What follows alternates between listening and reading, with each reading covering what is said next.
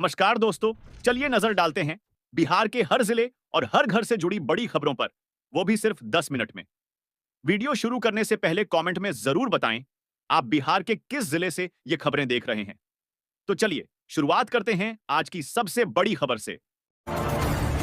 कटरा में बागमती नदी के जलस्तर में वृद्धि के कारण बकुची स्थित पीपा पुल के दाएं अप्रोच पर पानी चढ़ गया।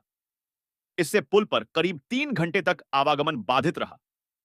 प्रशासन की तत्परता से मरम्मत कर पुल को चालू किया गया, लेकिन फिलहाल चारपहिया वाहनों की आवाजाही पर रोक लगी हुई है। बिहार को मिली सबसे बड़ी बिजली परियोजना, मिलेगा 1500 से अधिक लोगों को रोजगार। बिहार की अपनी सबसे बड़ी बिजली परियोजना जल्द ही साकार होगी। भागलपुर के पीरपैंती में 800 मेगावाट की 3 इकाइयों का निर्माण किया जाएगा, जो अत्याधुनिक सुपर क्रिटिकल तकनीक पर आधारित होंगी। इस परियोजना से 1,500 से अधिक युवाओं को रोजगार मिलने की उम्मीद है। साइबर डीएसपी हिमांशु कुमार ने बताया कि फिशिंग ऐप, लिंक और वेबसाइट्स के जरिए की जा रही ठगी के अधिकांश मामले अंतर्राष्ट्रीय नेटवर्क से जुड़े होते हैं। साइबर अपराधी छद्म बैंक खातों के जरिए रुपए निकालते हैं, जिससे इनकी पहचान और ट्रैकिंग कठिन हो जाती है। बिहार मोटर ट्रांसपोर्ट फेडरेशन ने परिवहन आयुक्त को पत्र लिखकर बिहार झारखंड बस परमिट प्रक्रिया को सरल और तेज करने की मांग की है। परमिट स्वीकृति में 6 महीने से 1 साल तक का समय लगने से निजी वाहन मालिकों को भारी नुकसान उठाना पड़ रहा है। जक्कनपुर थाने की पुलिस ने चेकिंग के दौरान एक संदिग्ध कार को रोका। तलाशी में बैग से 55 लाख रुपए नकद मिले। कार सवार 3 लोग पुलिस को गुमराह करने की कोशिश कर रहे थे। अब मामले की गहराई से जांच की जा रही है कि यह राशि कहां से आई और किस उद्देश्य के लिए थी। कैमूर जिले के किसानों के लिए खुशखबरी है। हर खेत तक पानी योजना के तहत जिले में चेक डैम निर्माण की स्वीकृति के लिए डीपीआर तैयार कर ली गई है। स्वीकृति मिलते ही टेंडर प्रक्रिया शुरू की जाएगी, जिससे सिंचाई सुविधा का विस्तार होगा। कृषि योग्य भूमि वाले किसानों को सालाना 6,000 रुपए की आर्थिक सहायता देने वाली प्रधानमंत्री किसान सम्मान निधि योजना की 20वीं किस्त जारी की जा चुकी है। अब किसान अगली यानी 21वीं किस्त का इंतजार कर रहे हैं। सरकार ने यह स्पष्ट किया है कि फिलहाल राशि में बढ़ोतरी की कोई योजना नहीं है। एक ताजा एनकाउंटर में पुलिस और अपराधियों के बीच कई राउंड फायरिंग हुई। इस दौरान कुख्यात अपराधी रोशन कुमार को पैर में गोली लगी। उसे घायल अवस्था में अस्पताल में भर्ती कराया गया है। पुलिस पूरे मामले की तह तक जाने की कोशिश कर रही है। पटना के नगर थाना में पदस्थापित एसआई सीमा कुमारी और चौकीदार वीरू पासवान को निगरानी विभाग की टीम ने रुपये 20,000 रिश्वत लेते हुए रंगे हाथ गिरफ्तार किया।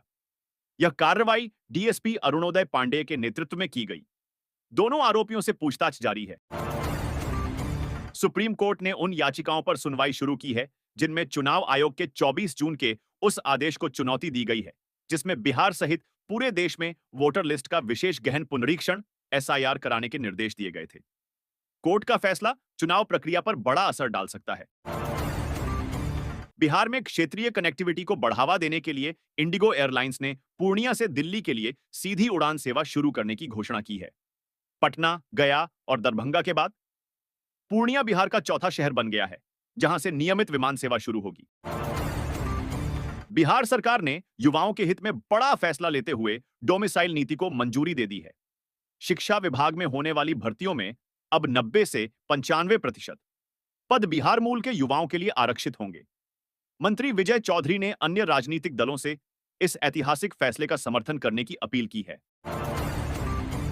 फरवरी 2019 में शुरू की गई प्रधानमंत्री किसान योजना का उद्देश्य किसानों की वित्तीय जरूरतों को पूरा करना है।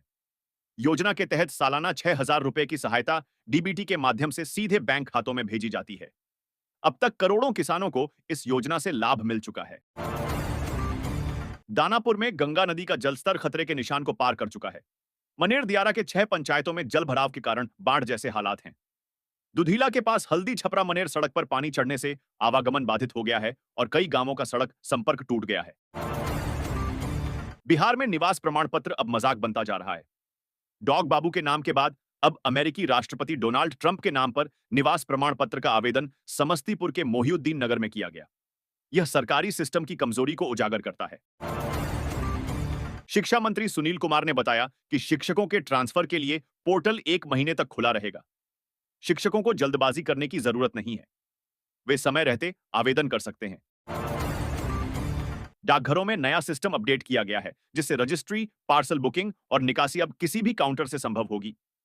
हालांकि पहले ही दिन लिंक फेल होने से ग्राहकों को परेशानी हुई। सरकार ने निर्णय लिया है कि अब निजी जमीन मालिकों से जबरन अधिग्रहण नहीं होगा। सरकार की योजना है कि वे स्वेच्छा से जमीन देंगे और बदले में विकसित टाउनशिप्स का हिस्सा बनेंगे। सूत्रों के अनुसार प्रधानमंत्री नरेंद्र मोदी अगस्त महीने में फिर से बिहार दौरे पर आ रहे हैं। उनकी आगामी रैली गया में आयोजित होगी, जहां से वे बिहार को कई महत्वपूर्ण विकास परियोजनाओं की सौगात देंगे। विशेषज्ञों का मानना है कि यह दौरा बिहार विधानसभा चुनाव 2025 की तैयारियों की दृष्टि से भी बेहद अहम है। मुख्यमंत्री नीतीश कुमार ने पटना में बुधवार को waste to wonder theme park का शिलान्यास किया। यह पार्क देश रत्न डॉ. राजेंद्र प्रसाद के समाधि स्थल और जेपी गंगा पथ के बीच विकसित किया जा रहा है।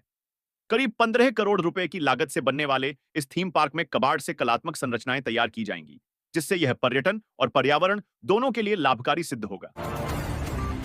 राज्य सरकार ने सीएनजी को बढ़ावा देने के लिए एक व्यापक योजना तैयार की है। विशेष रूप से बस स्टैंडों और प्रमुख शहरों में अगले 6 महीनों में 55 नए सीएनजी स्टेशन खोले जाएंगे। सरकार का उद्देश्य है कि अपशिष्ट प्रबंधन को सर्कुलर इकोनॉमी मॉडल में परिवर्तित किया जाए, ताकि प्राकृतिक संसाधनों का संरक्षण किया जा सके। इसके साथ ही जागरूकता अभियान भी चलाया जाएगा, जिससे लोगों में सीएनजी को लेकर समझ और उपयोग बढ़े। शिक्षा विभाग ने सभी सरकारी स्कूलों के शिक्षकों और कर्मचारियों के लिए ई सर्विस बुक को अनिवार्य कर दिया है। इसमें शिक्षकों की नियुक्ति, वेतन, प्रोन्नति, स्थानांतरण और अन्य सेवा संबंधी जानकारी दर्ज की जाएगी। सभी संबंधित दस्तावेजों को स्कैन कर ई शिक्षा कोष पोर्टल पर अपलोड करने का निर्देश दिया गया है। इससे शिक्षक सेवाओं में पारदर्शिता और जवाबदेही सुनिश्चित होगी। जेडीयू सांसद के आग्रह पर रेल मंत्री ने अधिकारियों को कार्रवाई के निर्देश दिए हैं। जल्द ही बिहार में अमृत भारत ट्रेन के संचालन की उम्मीद है, जिससे यात्रियों को नई सुविधाएं मिलेंगी। अयोध्या के राम मंदिर के वास्तुकार चंद्रकांत सोमपुरा ने बिहार के पुनौरा धाम स्थित सीता मंदिर का डिजाइन तैयार किया है। इसकी ऊंचाई अयोध्या मंदिर से 5 फीट कम रखी जाएगी। बिहार के एक विद्यालय में शिक्षक संजय शाह द्वारा बच्चों की पिटाई पर आक्रोशित अभिभावकों ने विद्यालय में तालाबंदी कर दी। संजय शाह और उनकी पत्नी, जो उसी स्कूल में शिक्षिका हैं, मौके से फरार हो गए। रक्षाबंधन इस बार 9 अगस्त को मनाया जाएगा। इस दिन भद्रा नहीं रहेगी। पंडितों के अनुसार पूरे दिन राखी बांधना शुभ रहेगा और सौभाग्य योग, अभिजीत मुहूर्त और सर्वार्थ सिद्ध योग भी बन रहे हैं। बिहार में बाढ़ की त्रासदी से लेकर प्रशासनिक भ्रष्टाचार, तकनीकी बदलाव, कानून व्यवस्था और धार्मिक आस्था तक हर मोर्चे पर हलचल दिख रही है। सरकार जहां कुछ क्षेत्रों में सुधार की दिशा में काम कर रही है, वहीं कुछ मामलों में अब भी लापरवाही और सिस्टम की खामियां उजागर हो रही हैं। आम जनता को सतर्क और जागरूक रहने की जरूरत है। पकड़िया में बांध टूटने से खेतों में पानी भर गया, जबकि वंशीपुर इलाके में जल निकासी की व्यवस्था न होने से 200 बीघा उपजाऊ जमीन में गंभीर जलजमाव हो गया है। स्थानीय सिंचाई जल स्रोतों पर अतिक्रमण ने स्थिति और बिगाड़ दी है। किसानों का कहना है कि उन्होंने कई बार प्रशासन से शिकायत की, लेकिन अब तक कोई ठोस कार्रवाई नहीं हुई है। इससे उनकी पूरी फसल बर्बाद हो चुकी है